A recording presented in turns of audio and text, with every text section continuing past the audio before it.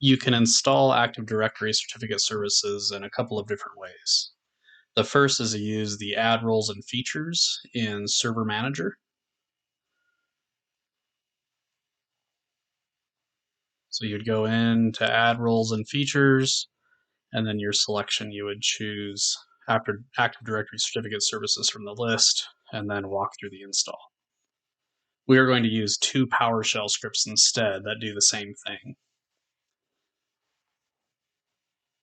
The first script will install the Windows feature, just like if we went into the add roles and features. So that's what I'm typing in here.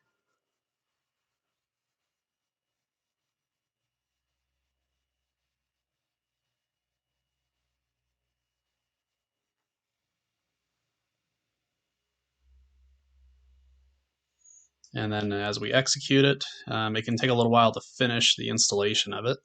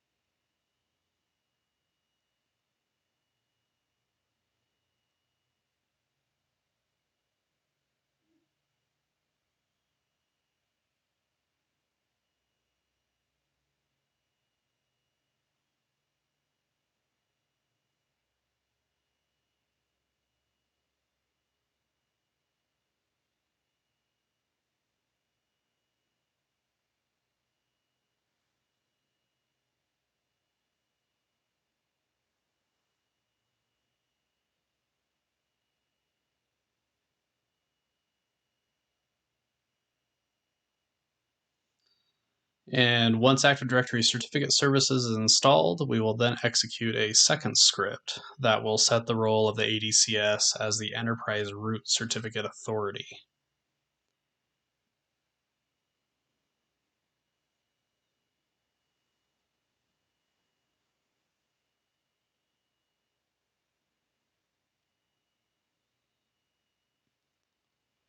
And once we go to execute it, it's going to prompt me making sure that I want to perform this action. I'll type in Y, and it will start.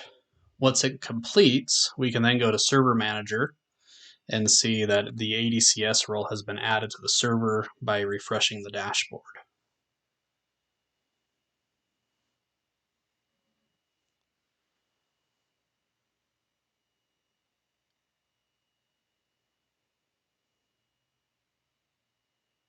So next we are going to open the Certification Authority console.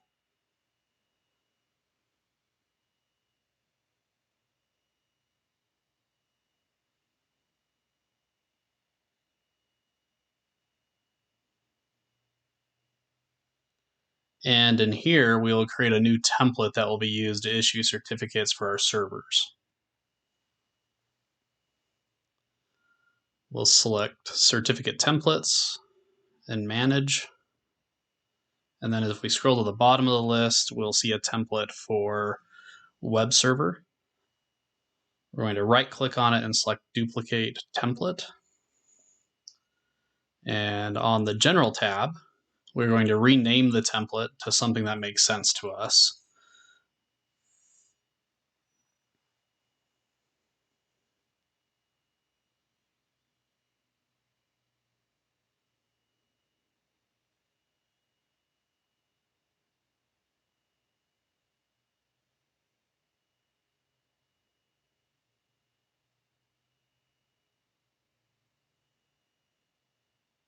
And on the Extensions tab, we'll click the Edit button so we can add the Client Authentication extension. Only the server authentication is added by default. There's other extensions and things that you can add if you want to, but this is the only one that we're going to add. On the Security tab, we need to specify which server should be able to use this template. So I'm going to add all of my domain computers, but you would only want to add the ones that are needed in your environment.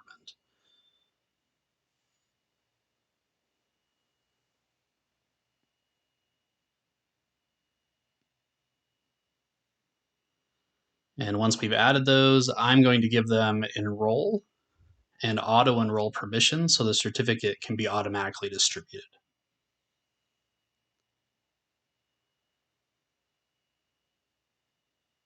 So once we've done that, we're going to go back to the certification authority console, and I'm going to issue this certificate. So we'll right click on certificate template, new, and issue. Scroll down to our certificate we just created and click OK. Now that the certificate has been issued, I'm going to run a gpupdate/force so my server can get the updated policy and be issued this certificate.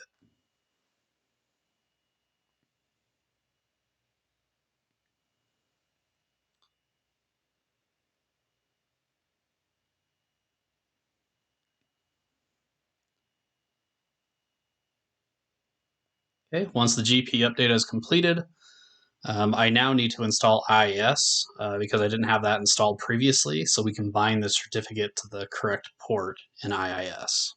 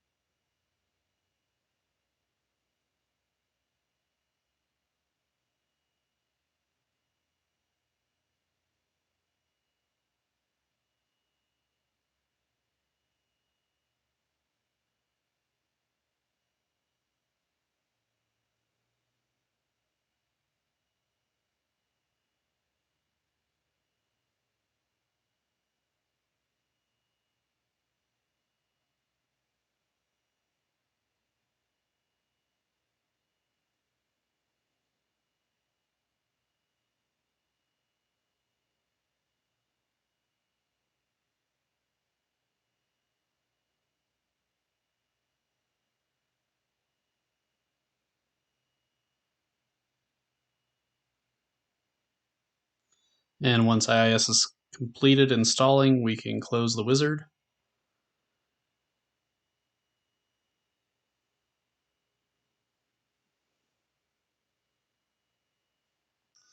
And then I will open IIS and we will go to server certificates.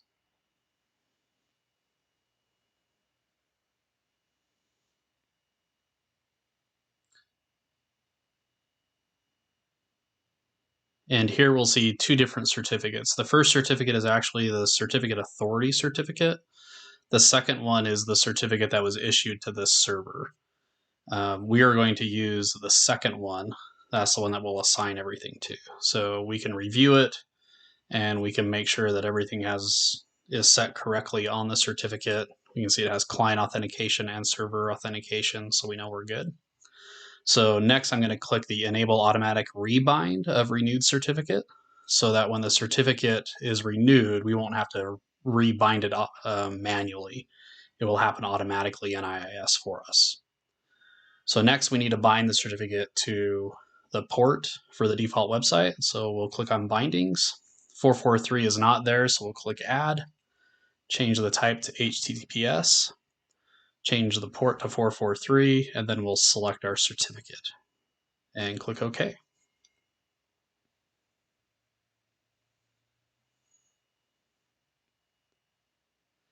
And now we can verify that the correct certificate has been applied.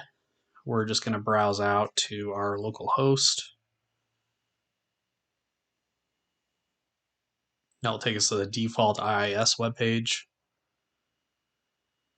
It will give you a certificate error if you do localhost because the certificate is not issued to localhost. It's issued to the fully qualified domain name of the server.